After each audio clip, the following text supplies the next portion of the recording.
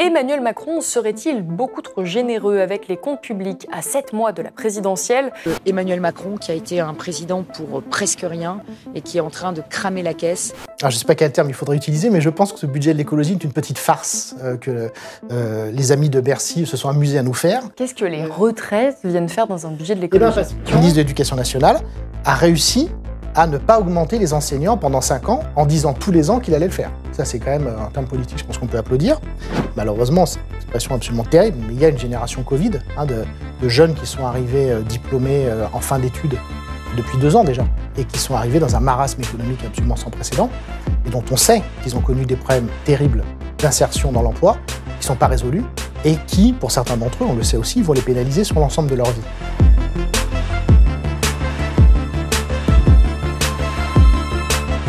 Emmanuel Macron serait-il beaucoup trop généreux avec les comptes publics à 7 mois de la présidentielle? C'est ce que semble penser une bonne partie de la classe politique après la lecture du projet de loi de finances pour 2022 présenté la semaine dernière. Pour l'année prochaine, le gouvernement a prévu beaucoup de dépenses. Au total, une hausse de 12 milliards d'euros du budget est prévue pour 2022. Priorité à l'éducation, mais aussi à la transition écologique, à la justice et à l'intérieur. Et à droite, ce document fait hurler. Le président de la Commission des finances à l'Assemblée nationale dénonce une euphorie dépensière, tandis que Valérie Pécresse, elle, estime qu'Emmanuel Macron crame la caisse. Alors, en quoi consiste ce projet de loi exactement? C'est ce dont nous allons discuter aujourd'hui avec Gilles Raveau. Gilles Raveau, bonjour. Bonjour Salomé Saké. Vous êtes économiste, maître de conférences à l'Institut d'études européennes de l'Université de Seine-Saint-Denis et vous êtes l'auteur d'Économie, on n'a pas tout essayé aux éditions du Seuil. Pourriez-vous nous dire très rapidement qu'est-ce que c'est qu'un projet de loi de finances? À quoi est-ce que ça sert? Et est-ce que ce projet de loi de finances se différencie réellement de ceux des autres années du quinquennat en termes de politique économique? Alors, un projet de loi de finances, comme son nom l'indique, c'est d'abord un projet de loi. Donc, il faut comme s'attarder 2 secondes sur la procédure. C'est que c'est le gouvernement qui propose quelque chose à l'Assemblée nationale. Et là, il y a eu les élections allemandes récemment. Il faut quand même se rendre compte qu'en France, nous, on est habitués au fait que l'Assemblée nationale soit une chambre d'enregistrement. C'est-à-dire qu'on sait que ce que veut le gouvernement, c'est ce qui va être décidé. C'est ce qui fait que dans la presse, les économistes, les journalistes et dans la politique, les gens commentent le budget alors qu'il va être voté pendant plusieurs semaines à l'Assemblée nationale et au Sénat. Mais on sait qu'à 99%... Tout passe.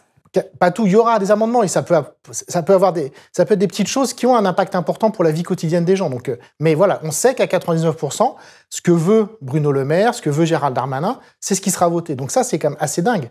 Dans les chiffres, on va donner quelques chiffres, donc ne partez pas, il n'y en aura pas trop. Le budget de cette année, c'est 300 milliards. Voilà, donc ça sera l'année prochaine. Budget 2022, c'est à peu près 300 milliards. Et la question, c'est qu'est-ce qu'on fait avec 300 milliards, sachant qu'il y a tout de suite un deuxième chiffre qu'il faut donner, c'est qu'il y aura un déficit d'à peu près 100 milliards. Donc c'est quand même dingue de se dire que on va, par rapport à ce que dit le gouvernement, l'Assemblée nationale en fait vote un budget. C'est ça qui est fou, hein. Ben oui, c'est qu'on prévoit le fait qu'on va être en déficit. C'est comme si vous, dans vos comptes personnels, vous disiez l'année prochaine, je vais gagner, je sais pas, sur l'année 15 000 euros et je vais dépenser 20 000 euros. Et ce déficit, ça crée quoi? De la dette publique? Alors, ce déficit, c'est ça, donc. Quelle est la différence entre le déficit et la dette? Donc ça, c'est assez simple. Le déficit, c'est cette année, et la dette, c'est la somme des déficits passés. Alors, ce qui se passe actuellement est très, très bizarre pour tout le monde, c'est que, effectivement, la dette de l'État français a beaucoup augmenté. Avec la pandémie. Avec la pandémie, comme dans tous les pays riches. Mais, pour des raisons qu'on ne va pas nous expliquer ici aujourd'hui, les taux d'intérêt auxquels l'État français s'endette auprès en fait, des marchés financiers, qui sont en fait les banques, les assurances, qui collectent notre argent pour ensuite prêter aux États. Ces taux d'intérêt ont très fortement baissé, sont même devenus négatifs, ce qui fait qu'on arrive à ce truc complètement incroyable, qu'il faudrait qu'une grande émission explique un jour aux Français, qu'actuellement, plus l'État s'endette, et moins ça lui coûte cher. C'est-à-dire qu'il rembourse aux gens qui lui ont prêté moins que ce que ces gens ont donné à l'État. Donc c'est très bizarre, c'est qu'à la fois la dette explose, et en même temps, ce qu'on appelle le poids de la dette, nous les économistes, c'est-à-dire ce que l'État rembourse tous les ans, ces sommes, elles baissent. Donc c'est assez magique. C'est pas très grave, finalement, qu'il y ait 100 milliards de déficit pour l'année prochaine. Non, alors, moi là-dessus, j'ai un point de vue un peu subtil que je vais essayer de communiquer quand même aux gens. C'est que, non, d'une part, c'est pas grave. On peut dire, effectivement, puisque pour les raisons que je viens de dire, la dette ne coûte pas cher, donc c'est pas grave. Par contre, si on sort 2 secondes du débat politique actuel, surtout avec la présidentielle, ce qu'on sait tous, hein, et ce que savent particulièrement les jeunes, hein, il y a eu des sondages, des enquêtes internationales très impressionnantes ces dernières semaines qui montrent que les jeunes savent que la situation matérielle, que les conditions de vie dans lesquelles nous sommes vont très fortement se dégrader au cours des années qui viennent. C'est certain, il n'y a aucun doute là-dessus. Et ça nécessite une action publique extrêmement forte. Et donc, ça nécessite beaucoup d'argent. Donc, la grande difficulté, c'est que on est, et c'est quand même dommage que le Covid n'ait pas fait comprendre ça à nos dirigeants, on est toujours dans une logique de réparation. C'est-à-dire qu'on laisse les catastrophes arriver, puis après on dit « Ah bah dis donc, il y a eu une inondation, il faut réparer, ça coûte cher ». Mais en fait, il faudrait mettre en place aujourd'hui un immense plan de sécurisation du territoire, de sécurisation des personnes, avec construire des espaces verts immenses dans les villes, isoler les logements, faire réduire fortement la voiture individuelle, à la place des transports collectifs. Et donc ça nécessite des investissements colossaux. Et justement, en parlant d'investissements pour l'avenir, le budget du ministère de l'écologie devrait presque atteindre les 50 milliards d'euros pour 2022, une augmentation de 3% par rapport à l'année précédente. Depuis le début du quinquennat, ce budget aura progressé de 20% pour l'écologie. Est-ce que ce budget ne répond pas finalement enfin aux besoins d'avenir, en tout cas en ce qui concerne l'écologie ? Ce qui est sûr, c'est qu'il y a une prise de conscience. Ça, c'est clair qu'il y a une prise de conscience. On parle de plus en plus d'écologie. Mais, alors je ne sais pas quel terme il faudrait utiliser, mais je pense que ce budget de l'écologie est une petite farce que les amis de Bercy se sont amusés à nous faire. Pourquoi donc ? Parce que, donc, grâce au bon travail de certains journalistes, j'ai le détail de ces 50 milliards. Et donc, on répète, 50 milliards pour l'écologie, hein, c'est ce qui est affiché, c'est ce qui est dit, c'est ce qui est commenté. Donc, je vous donne ce qu'il y a dans ces 50 milliards et on lit, par exemple, aide et accès au logement, 13 milliards. C'est les aides pour les étudiants, c'est les aides pour les personnes pauvres. Encore plus drôle, 4 milliards pour les régimes spéciaux de retraite des cheminots de la SNCF. Donc ça, je pense que c'est parce que ils ont chacun leur petit jardin, ils font leur compost dans le jardin, donc ça doit être pour ça. Qu'est-ce que les retraites viennent faire dans un budget de l'écologie ? Parce que, alors, ce qui est marrant, c'est que sur le fond, l'idée est parfaitement juste. Donc ça, là, le changement intellectuel est intéressant, c'est de dire les transports, l'énergie, doivent aujourd'hui être chapeautés par le ministère de l'écologie. Ce que je pense et que je soutiens depuis des années. Donc ça, c'est une super idée. Mais ça suppose, dans l'organisation institutionnelle, et c'est évidemment pas ce qui va être fait, que le ministère de l'écologie dirige le ministère des Transports, que le ministère de l'écologie dirige EDF. Ça supposerait d'ailleurs tout simplement que les fournisseurs d'énergie soient publics. Il est absolument évident qu'on ne peut pas faire la transition écologique avec des fournisseurs d'énergie privés, ça n'a pas de sens. Même la SNCF, aujourd'hui, est ouverte à la concurrence. Donc, de toute façon, il n'y a plus de politique des transports et il ne peut pas y avoir de politique énergétique puisqu'on a tout libéralisé, avec ce terme très trompeur, parce qu'en fait, au nom de la liberté, on réduit, au nom d'une liberté très théorique, on réduit la liberté réelle des gens de se déplacer, de se chauffer avec des services publics pas chers. Bref, quand on regarde ce vrai budget, on est à moins... En fait, il y a quelques milliards pour l'écologie sur les 50. Donc, voilà, pourquoi ? Parce qu'on a cumulé transport, y compris des aides sociales et énergie, avec effectivement les vraies mesures écologiques, par exemple le service public de l'énergie, c'est-à-dire en fait toutes les dépenses d'infrastructures énormes de fonctionnement qui sont liées donc au transport de gaz, d'électricité, c'est compté pour 8 milliards. C'est-à-dire qu'à partir du moment où vous vendez du gaz qui pollue, qui détruit la planète, c'est compté comme étant une dépense écologique. Donc c'est quand même hyper drôle. Et ce qu'on peut juste rappeler aussi quand même, j'ai trouvé cette phrase délicieuse d'un article des Échos, que je vous cite quand même, le ministère de l'écologie se félicite au coup de frein à la réduction des effectifs qui, après des pertes de 1200 postes de fonctionnaires par an au ministère de l'écologie, donc priorité absolue, seront seulement de 350 cette année.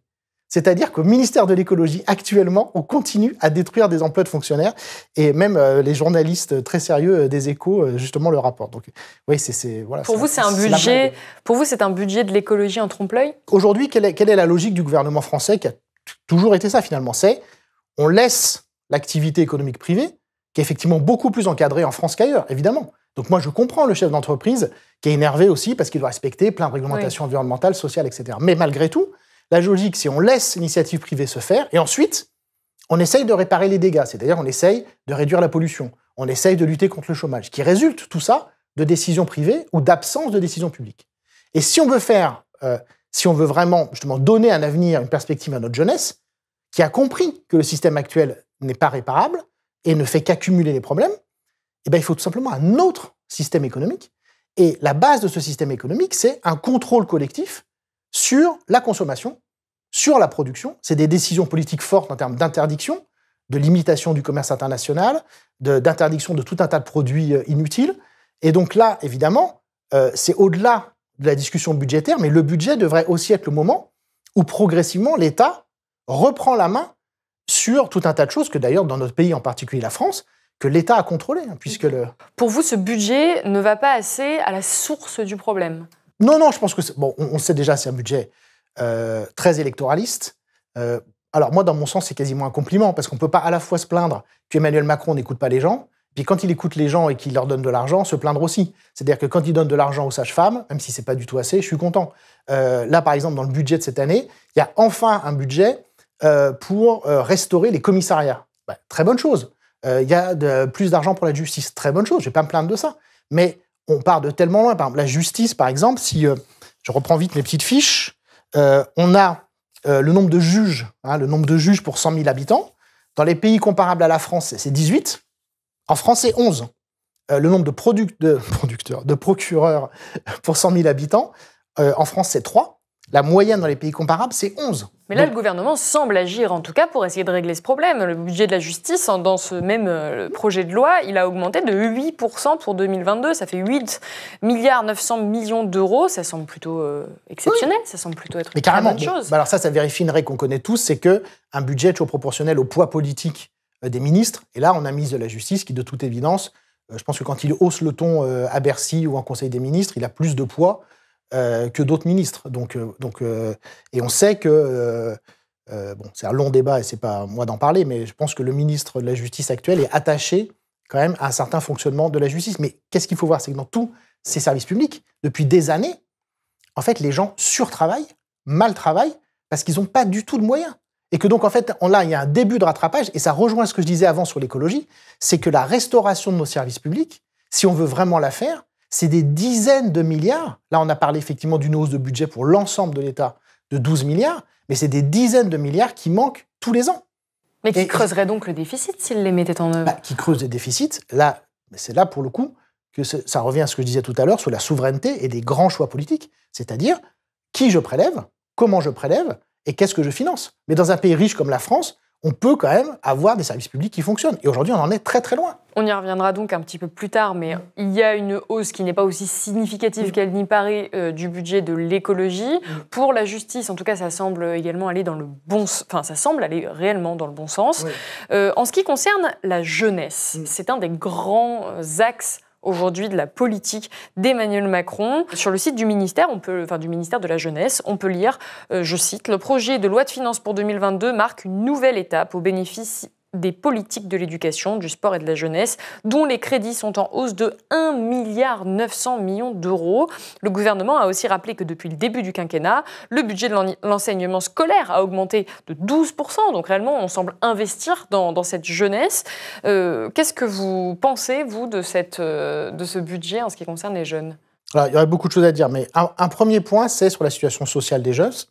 On le sait, moi je le vis comme enseignant à l'université, qu'il y a malheureusement, c'est une expression absolument terrible, mais il y a une génération Covid de jeunes qui sont arrivés diplômés en fin d'études depuis 2 ans déjà, et qui sont arrivés dans un marasme économique absolument sans précédent, et dont on sait qu'ils ont connu des problèmes terribles d'insertion dans l'emploi, qui ne sont pas résolus, et qui, pour certains d'entre eux, on le sait aussi, vont les pénaliser sur l'ensemble de leur vie.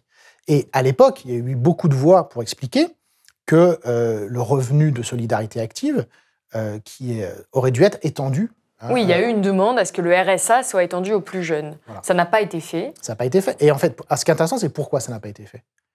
Ça n'a pas été fait pour des raisons strictement idéologiques. C'est-à-dire que ça fait partie de ces décisions, comme la baisse récente des allocations chômage. On a comme un gouvernement qui a réussi à baisser les allocations chômage à un moment de crise sociale très forte aujourd'hui.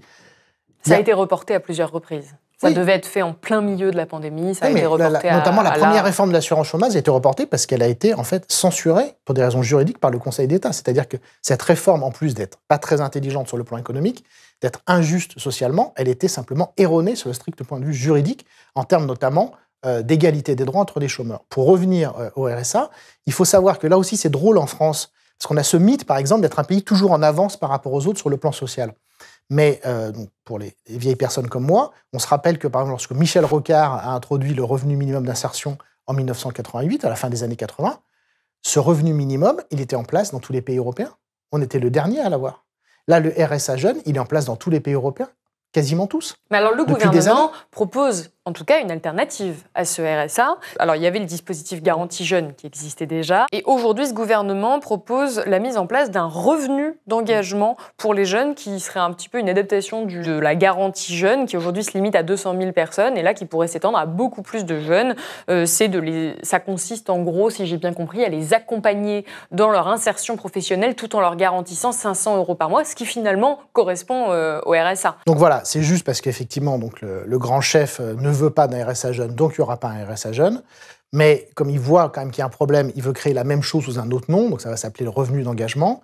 Mais ce qui est intéressant, c'est que ça n'a pas été décidé.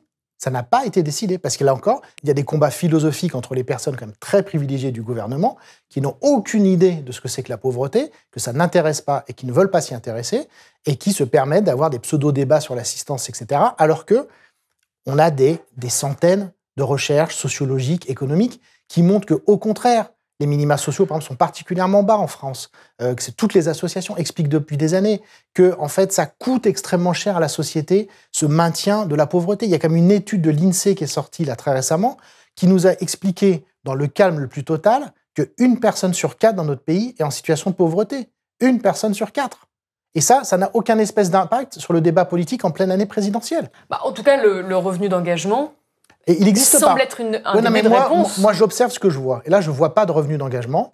Et c'est quand même, si c'est créé plus tard, pourquoi ce n'est pas dans le budget? Si on revient à la question de la sincérité des comptes, pour reprendre les termes de Bruno Le Maire, si c'est un revenu d'engagement de 500 €, c'est des milliards de dépenses par an, donc ça doit être présenté devant la représentation nationale. Et pourquoi, selon vous, ça n'a pas été annoncé dans le budget? Parce qu'on a des gens au gouvernement, et malheureusement, j'ai l'impression qu'on a aussi un grand nombre de hauts fonctionnaires qui ne connaissent pas la réalité économique et sociale de leur pays et qui vivent sur toutes ces fausses idées que vendent tout un tas d'éditorialistes, eux aussi très mal informés et souvent très bien payés, sur les dégâts de l'assistanat, qui ont en fait gagné tous les esprits.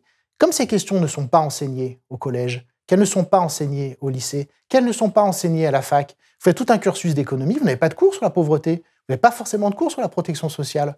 Et en sociologie, on va dire c'est une question d'économiste. Donc ces questions-là, en fait, à peu près personne ne les connaît. Vous voulez dire que les gens qui nous gouvernent ne savent pas du tout ce que c'est la pauvreté, selon vous? Ah oui, vraiment. Et je pense qu'ils revendiquent, au contraire, le fait d'être dur avec les pauvres. C'est quelque chose qu'on a connu au Royaume-Uni il y a des décennies avec Margaret Thatcher. C'était en 1980, c'était il y a 40 ans. C'est ce qu'on a connu aux États-Unis. À l'époque, nous, en France, en tout cas, on pensait être préservés de ces idées-là. Elles ont évidemment gagné la France. Elles sont en fait enseignées en sciences politiques, en économie. Et en fait, il y a un consensus maintenant pour dire qu'on est allé trop loin dans la protection sociale. C'était tout le discours d'Emmanuel Macron. Et quand même, une des grandes forces de ce budget, c'est d'arriver à faire totalement oublier son costume de président des riches, qui était revendiqué, en fait, d'être le président des riches. Aujourd'hui, il est accusé par vraiment une partie très importante de l'opposition d'être beaucoup trop, entre guillemets, à gauche, si tant est que ça ait encore du sens, d'être, en tout cas, beaucoup trop généreux. Juste parce que je n'avais pas fini sur votre question sur les jeunes, juste un chiffre, pour donner une ordre de grandeur. Donc, il y a un procès, donc Jean-Michel Blanquer a quand même réussi, dans les grandes réussites de Jean-Michel Blanquer, ministre de l'Éducation nationale, a réussi à ne pas augmenter les enseignants pendant 5 ans, en disant tous les ans qu'il allait le faire. Ça, c'est quand même, en termes politiques, je pense qu'on peut applaudir. Donc, il a enfin commencé un tout petit peu à le faire. Donc, pour cette année, budget de l'Éducation nationale, 700 millions d'euros en plus pour enfin augmenter un tout petit peu les rémunérations des enseignants, principalement en début de carrière. Très bien. Je donne un autre chiffre, la baisse de la taxe d'habitation. La taxe d'habitation, au début, ne devait concerner que 80% des ménages. Et comme Emmanuel Macron était triste que ses amis riches n'en bénéficient pas eux aussi, il a étendu la suppression de la taxe d'habitation aux ménages les plus aisés.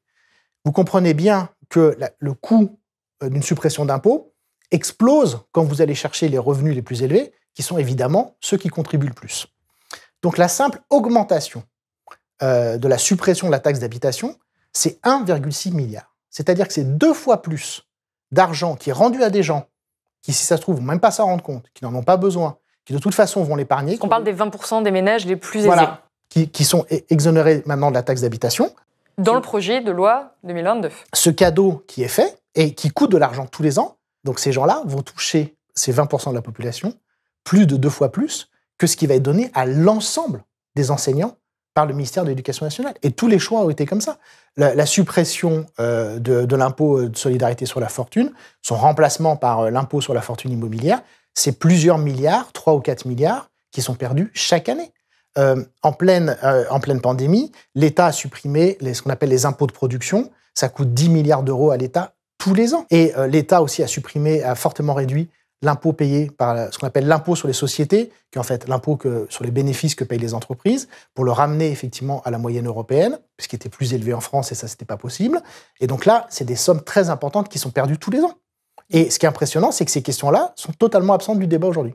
Oui, parce qu'on s'est beaucoup focalisé finalement sur les dépenses et pas sur la manière dont on fait rentrer de l'argent. On n'a pas beaucoup parlé des recettes fiscales. Pour vous, c'est ça aujourd'hui le cœur de ce projet de loi de finances 2022 ? Je vous dis, je pense que c'est un projet qui est très malin. Il y a un habillage politique qui est assez génial.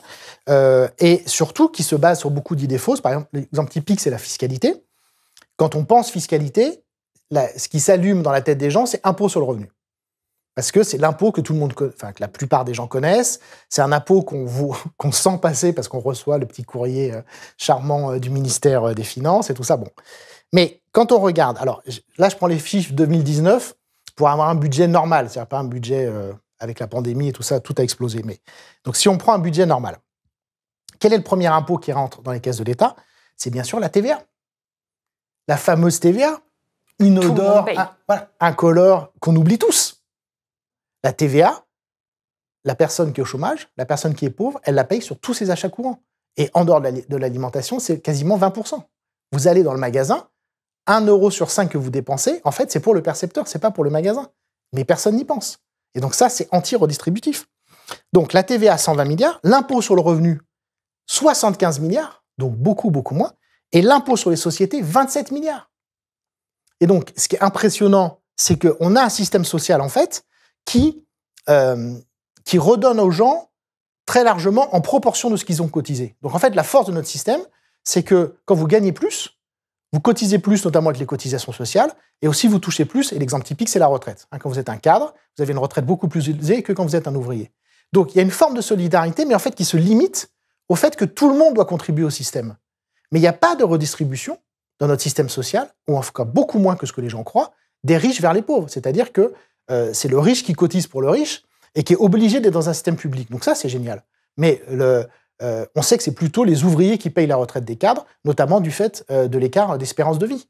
Et c'est pareil, on pourrait dire aussi sur la santé, sur tout un tas de choses. Et donc pour vous, ce projet de loi de finances, il s'inscrit malgré tout dans la politique qui a été menée pendant ce quinquennat, qui, selon vous, est une politique qui est le contraire de la redistribution ? Oui, ouais, ça c'est sûr. Quand on va faire le bilan fiscal d'Emmanuel Macron, mais encore une fois, on peut vraiment pas, il suffit de reprendre le programme de 2017, on peut absolument pas reprocher Emmanuel Macron d'avoir baissé au cours du quinquennat de façon sans précédent les impôts sur les très riches et les impôts sur les entreprises. Parce qu'il avait dit qu'il le ferait. Il avait dit qu'il le ferait. C'était son programme. Alors là, pour le coup, c'était son programme. La deuxième chose qu'on peut rappeler, qui est quand même assez drôle par rapport à nos amis Valérie Pécresse et autres Xavier Bertrand, c'est que quand on regarde en longue période, qui est-ce qui fait toujours exploser le déficit public ? C'est toujours la droite. Ah bon ? Comment ça ? Oui, ça c'est marrant, parce qu'ils arrivent à croire eux-mêmes qu'ils sont des gens rigoureux et tout ça. Alors pourquoi ? Pour une raison qui est très énervante pour moi, c'est que ces gens-là ont une fable dans la tête, qui est que quand on baisse les impôts, ça crée plein de richesses, et que donc, au final, l'État, il y a tellement de richesses qui est créée, ces richesses étant imposées, l'État récupère plus qu'à la fin. Et donc là, c'est un sujet qu'on connaît un tout petit peu, nous les économistes, il y a eu plein d'exemples dans l'histoire. Et qu'est-ce qu'on observe à chaque fois ? Un résultat absolument incroyable, et là, il faut avoir vraiment fait des études très poussées pour comprendre, c'est que quand on baisse les impôts, eh ben, en fait, on réduit les recettes de l'État. Ce qui est absolument dingue comme résultat. C'est-à-dire que quand on y pense, c'est fou, mais c'est la réalité. Et par exemple, Christine Lagarde, qui a un bureau chauffé à la tête de la Banque Centrale Européenne, alors qu'elle ne connaît comme strictement rien aux questions monétaires, quand elle était ministre de l'économie, elle a fait la loi TEPA, Travail, Emploi et Pouvoir d'achat. qui a fortement déjà baissé les impôts. Édouard Balladur, en son temps, avec déjà Nicolas Sarkozy, qui était ministre du Budget, avait énormément fait augmenter le déficit public. Et il y a même des gens qui pensent que c'est une stratégie volontaire d'amaigrissement de l'État. C'est-à-dire que quand vous réduisez les taxes, dans la réalité, effectivement, vous augmentez le déficit, vous augmentez la dette. Et donc, évidemment, ça légitime ensuite des politiques antisociales, parce que quand vous regardez du côté des dépenses, c'est sûr que les plus grosses dépenses de l'État, c'est les salaires des fonctionnaires, c'est le nombre de fonctionnaires, c'est l'éducation, c'est la santé. Donc, si vous voulez vraiment réduire les dépenses, il faut réduire ce qui bénéficie à tout le monde, et donc, c'est les choses les plus importantes de la vie. Et d'ailleurs, juste sur ce point pour terminer, je pense que les gens feraient bien de faire attention à une déclaration de quelqu'un qu'ils ne connaissent pas du tout, qui s'appelle Philippe Martin, qui est le directeur du Conseil d'analyse économique, qui est un truc censé être indépendant et qui conseille le gouvernement. Il fait partie lui, il est un des rédacteurs du programme justement d'Emmanuel Macron en 2017, ce qui je pense n'a rien du tout à voir avec le fait qu'il a été nommé président de ce Conseil d'analyse économique. Et donc, il a donné une interview aux Échos récemment, où il dit les nouvelles dépenses, puisqu'on est d'accord, il y a des nouvelles dépenses, même pour la jeunesse, effectivement, il y en a, pour la justice. Donc il y a des nouvelles dépenses, mais il n'y a pas de nouvelles recettes. C'est ça pour vous le cœur du problème. Oui, exactement. Mais surtout, l'ampleur n'est pas du tout comparable. C'est-à-dire qu'on parle de quelques milliards et tout le monde fait mousser ces quelques milliards, alors que les baisses d'impôts qui se sont accumulées depuis des années sur les hauts revenus, sur les entreprises, sur la finance, c'est des dizaines de milliards qui sont perdus tous les ans. Et donc Philippe Martin, qu'est-ce qu'il nous dit? Et là, je pense que cette phrase pourrait intéresser les gens. Les nouvelles dépenses justifient la future réforme des retraites. Donc, voilà, on voit bien que c'est ça. C'est-à-dire qu'on fait un petit cadeau, mais on sait très bien qu'on alimente le déficit, encore une fois, 100 milliards d'euros de déficit. La dette augmente de 100 milliards tous les ans. C'est quand même des sommes très importantes.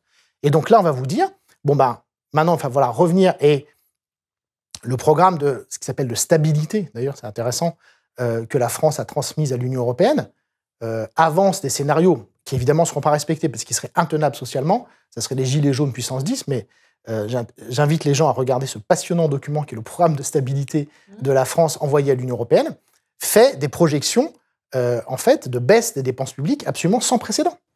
On le voyait déjà avec le rapport Arthuis qui avait été remis en février dernier, qui prévoyait une austérité, clairement. Aujourd'hui, on a quand même la sensation que cette austérité n'est pas du tout mise en œuvre. Tout à fait. Et que, justement, ce projet de loi de finances prévoit de ne pas du tout respecter ce pacte de stabilité dont vous parlez, ce rapport Arthuis. Qu'est-ce que vous pensez? Est-ce que non seulement ils n'ont pas augmenté les recettes, mais en plus, ils augmenteraient les dépenses, mais est-ce que pour vous, cette augmentation des dépenses publiques va être respectée si jamais Emmanuel Macron devait être maintenu au pouvoir? Oui, je pense qu'elle va être respectée, mais voilà, on est sur un budget très particulier, on est sur un budget électoraliste. C'est comme ça tous les ans en fin de mandat, c'est pas du tout spécifique à Emmanuel Macron. Ça peut se comprendre, je veux dire, à un moment, voilà, il est en campagne électorale, il fait des cadeaux, c'est un peu Noël avant l'heure, pourquoi pas. La grande question, c'est le prochain budget. Mais un autre aspect qui est totalement absent, justement, il y a eu encore une grande enquête d'un collectif qui s'appelle le collectif Nos Services Publics, auprès des fonctionnaires. Il y a eu des témoignages aussi très, très émouvants, d'ailleurs, de fonctionnaires de police récemment, qui racontent qu'on leur dit de rester mobilisés pour le week-end, ils restent chez eux, ils ne peuvent rien prévoir, et en fait, on ne les appelle pas, qu'on les change d'affectation en permanence, qu'on ne les écoute pas. C'est ce que disent tous les fonctionnaires. Et là où moi, je suis vraiment déçu par Emmanuel Macron, c'est qu'il nous avait vendu son pragmatisme, il nous avait vendu le fait qu'il venait de l'entreprise. Comme tout le monde, l'entreprise, maintenant, c'est effectivement la référence normative ultime. Enfin, tout le monde veut être une entreprise. Et moi, j'avais naïvement, parce que je suis un garçon très naïf, j'avais naïvement cru qu'il allait enfin s'occuper d'un des problèmes majeurs du pays qui concerne autant les citoyens que les entreprises, qui est le fonctionnement de l'État. C'est-à-dire que les fonctionnaires soient bien payés, qu'ils aient des moyens de travail, des trucs complètement dingues. Je parle d'ordinateurs, d'imprimantes, des salles avec l'électricité, le chauffage, pas le toit qui fuit, etc. Donc, j'ai bien conscience de demander des choses assez délirantes, qu'on fasse confiance aux gens, qu'ils soient compétents, qu'ils soient formés régulièrement, qu'il y ait des trajectoires de carrière. Tout ça est totalement absent de la fonction publique. Et il y a un moment, il faudra bien que le prochain président ou la prochaine présidente comprenne que le pays est bloqué et ne fonctionne pas, notamment à cause de ça. C'est-à-dire que je sais que ce que je dis là, ça paraît limite corporatiste et très abstrait, mais si vous avez des problèmes avec votre caisse d'allocation familiale, si vous avez des problèmes avec votre gamin à l'université, au collège, si les profs vont mal, si les infirmières vont mal, si les sages-femmes vont mal, si les flics vont mal, ça a des conséquences sur vous, et que le diagnostic, il était clair, établi depuis des années, c'est que les gens vont être respectés et par leur hiérarchie, qui leur parle extrêmement mal. Il y a une violence incroyable l'État est le pire employeur du pays. Et ça, Bruno Le Maire, c'est très impressionnant dans ses déclarations, il ne sait pas qu'il est le premier employeur du pays. Il n'en parle jamais.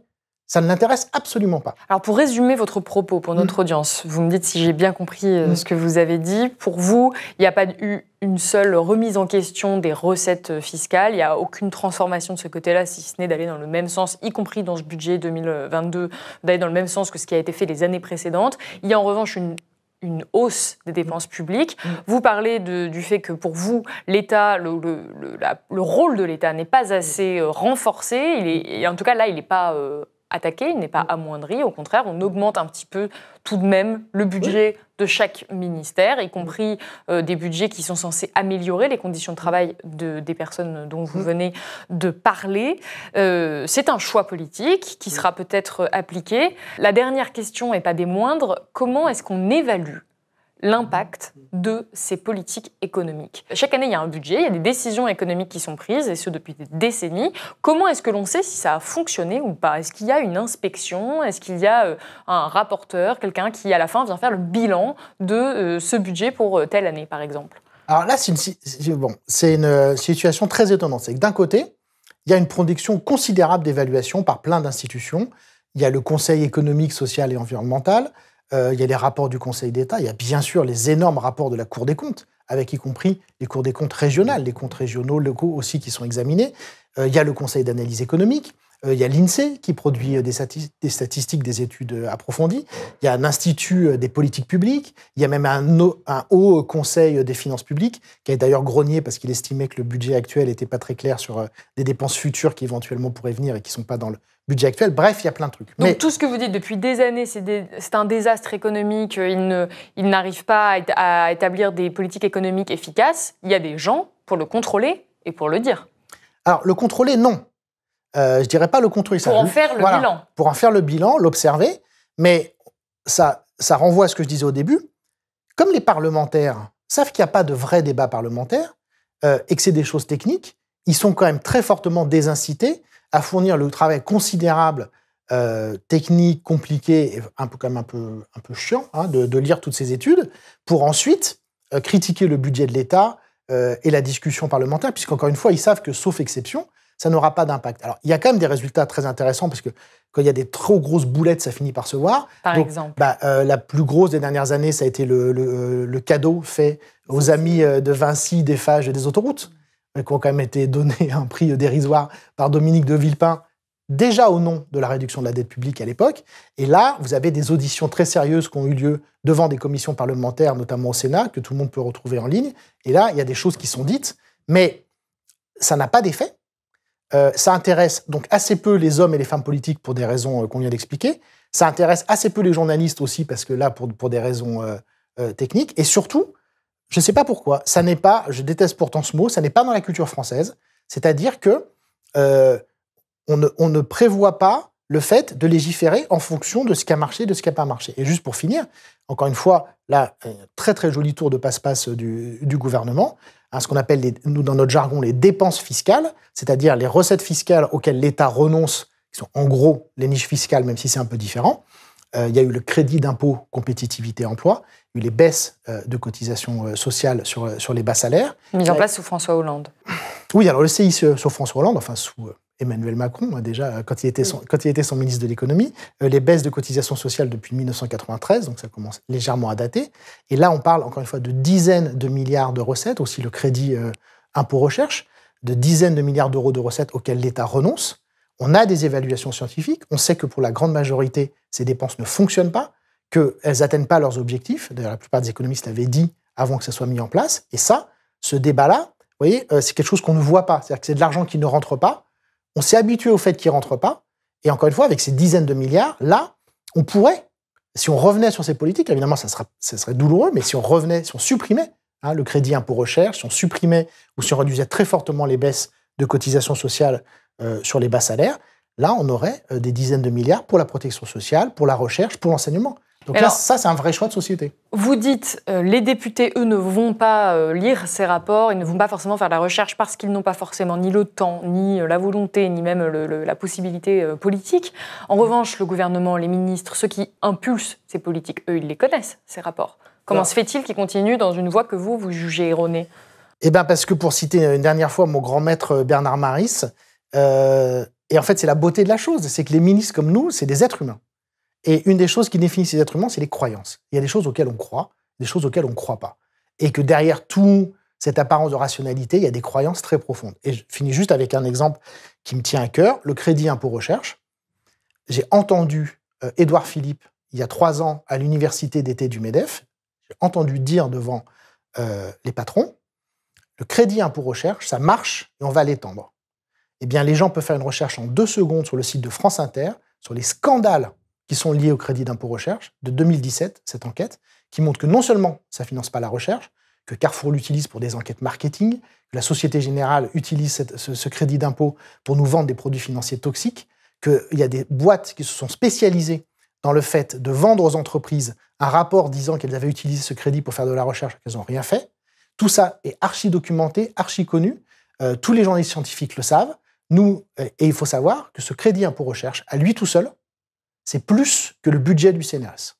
C'est plus que le budget du CNRS qui couvre toutes les disciplines, de la paléontologie à la chimie, la physique, la sociologie, la biologie, tout ce que vous voulez. Voilà. Bon, ça, c'est un exemple très clair. On sait que ça ne marche pas. On sait que c'est pour... Mais alors c'est intéressant. Pourquoi ça ne marche pas, le crédit impôt recherche? Parce que c'est fait pour ne pas marcher. C'est-à-dire que vous dites aux entreprises, si vous déclarez que vous faites de la recherche, ben c'est moi qui paye. Et vous savez quoi? Il y aura 0 contrôle. Ah ouais, c'est vrai que c'est hyper dur de gruger dans ces cas. C'est-à-dire que c'est un chèque en blanc. Donc forcément, vous créez toutes les conditions de la gruge, donc il y a de la gruge. Voilà, il n'y a pas besoin d'avoir fait l'ENA pour comprendre ça. Mais ce qui est intéressant, c'est que dans l'imaginaire d'Emmanuel Macron, dans l'imaginaire d'Édouard Philippe avant, dans l'imaginaire des gens qui nous gouvernent, quand on baisse les impôts et qu'on laisse les entreprises faire ce qu'elles veulent, c'est bien. Et ça marche parce que l'entreprise est vertueuse, parce que je ne sais pas ce qu'ils inventent qui n'a quand même aucun sens. Voilà, donc vous pouvez sortir toutes les études. Moi, quand j'en parle sur les réseaux sociaux, j'ai des témoignages de chefs d'entreprise, des témoignages d'ingénieurs qui ont bidouillé ces rapports, qui me disent « oui, c'est vrai ce que vous dites ». Donc c'est quand même extrêmement facile à voir. Et si vous ne voulez pas voir, vous ne voyez pas. Mais alors vous êtes économiste, vous suivez les politiques économiques depuis des années, vous nous expliquez que ces politiques-là, notamment ce crédit impôt recherche, ne fonctionnent pas, que c'est documenté. À ce stade-là, est-ce que c'est de la croyance de la part des gouvernants ou est-ce que c'est du mensonge? Le résultat de leur action fait qu'ils nous mentent. Je pense aussi qu'ils se mentent. Et surtout, pour finir sur une note bien dépressive, comme j'aime bien, moi, je suis convaincu, vraiment, et sur ce gouvernement, j'en suis sûr, et je pense que malheureusement, c'était déjà le cas avant, que tous ces gens-là, et j'inclus effectivement les ministres, mais aussi, malheureusement, les hauts fonctionnaires, contrairement à ce qu'ils croient peut-être, sont beaucoup moins attachés à la chose publique que nous. C'est-à-dire que vous, comme moi, en fait, ça ne nous fait pas rire, les services publics. C'est-à-dire que quand on voit des infirmières qui stressent à l'hôpital, ça ne nous fait pas rire. Quand on voit une directrice d'école qui s'est suicidée jour pour jour, Christine Renon, il y a 2 ans, en disant explicitement qu'elle s'est suicidée parce qu'elle était lâchée par sa hiérarchie, nous, ça nous touche vraiment.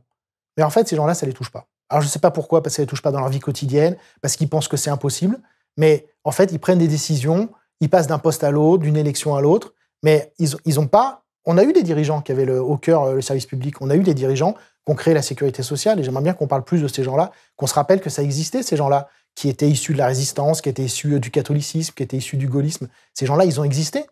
Il y a eu plein de gens qui ont dévoué leur vie au service public, à la haute fonction publique, à l'intérêt général, des magistrats, comme le font plein de fonctionnaires au quotidien. Mais clairement, là, les gens qui nous dirigent, je sais pas pourquoi, à la rigueur, ça ne m'intéresse pas. C'est trop évident ce qui se passe. Les solutions aussi sont trop évidentes. Et clairement, ils ne veulent pas les mettre en œuvre. Écoutez, c'est la fin de cet entretien. Merci beaucoup, Gilles Raveau, d'avoir été avec nous.